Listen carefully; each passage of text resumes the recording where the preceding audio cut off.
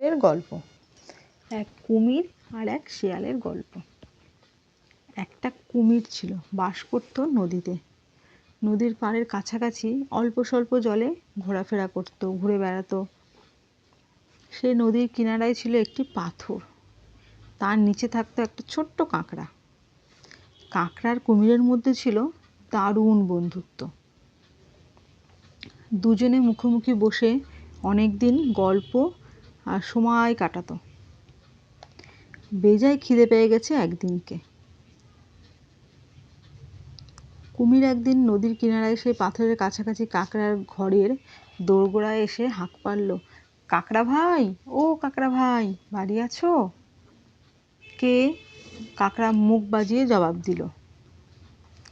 তারপর কাঁকড়া কুমিরকে দেখতে পেয়ে ঘর থেকে বেরিয়ে এলো, বলল, কি খবর? কুমির চারপাশ দিয়ে দেখে নিল, একটু নিচু গলায় কাঁকড়াকে বলল, শোনো ভাই কাঁকড়া, ছোট্ট বন্ধু আমার, একটা কাজ করতে হবে। যাও একটিবার শেয়ালকে জল খাবার জন্য ডেকে আনো। সেই যখন মনের সুখে জল খেতে থাকবে, সেই সুযোগে আমি ওকে খেয়ে ফেলব। শেয়ালের কথা শুনে কাঁকড়া চুপ করে বসে রইল, কোনো কথাই বলল না। কাঁকড়ার মধ্যে কোনো ভাবনা চিন্তা না দেখে কুমির বলে উঠল, কি ভায়া, চুপ করে বসে রইলে যে? তোমাকে যা করতে বললাম করলে না যে? কুমির মুখের দিকে তাকিয়ে কাঁকড়া জবাব দিয়ে বলল, গিয়ে কোনো লাভ হবে না। আমি বললেও শেয়াল জল খেতে আসবে না। শেয়াল ভালো করেই জানে যে তুমি এই নদীতে ঘাপটি মেরে লুকিয়ে থাকো, কখনো মরার মতো ভেসে থাকো। সুতরাং শেয়াল আমার কথায় মোটেই বিশ্বাস করবে না, সে বড্ড বেশি চালাক।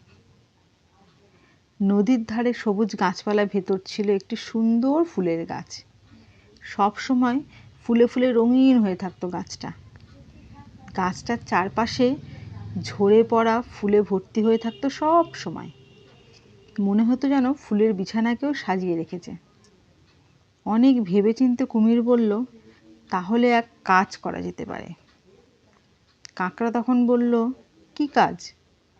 কুমির বলল, শোনো, আমি নদীর পাড়ে এসে মরার ভান করে শুয়ে থাকবো। তুমি ওই ফুল এনে আমার শরীরে ঢেকে ফেলবে। কেউ মরে গেলে যেমন করে ফুল দেয়, সেরম আর কি। আমার এমন দশা দেখতে পেয়ে শেয়াল পরম নিশ্চিন্তে ঠিক জল খেতে আসবে। যেমন কথা তেমনি কাজ। কাঁকড়া সঙ্গে সঙ্গে পরিকল্পনা মতো সব কাজ করে ফেলল।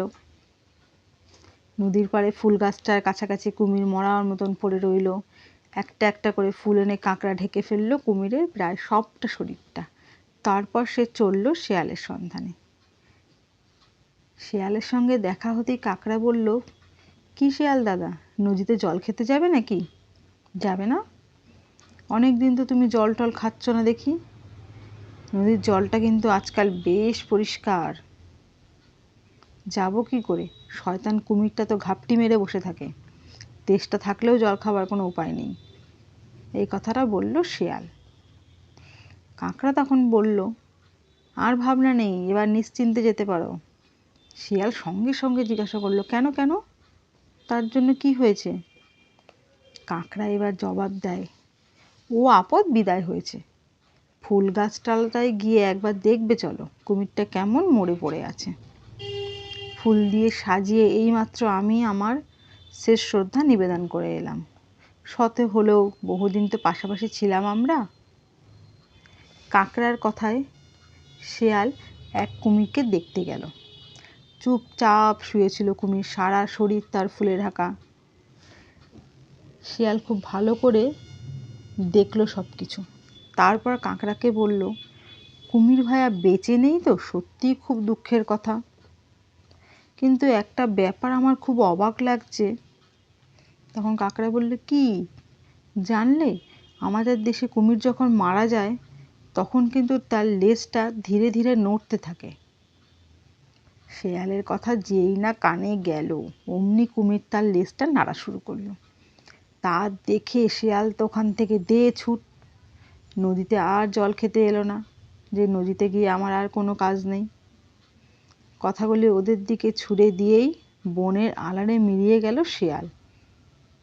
শেয়ালের ভীষণ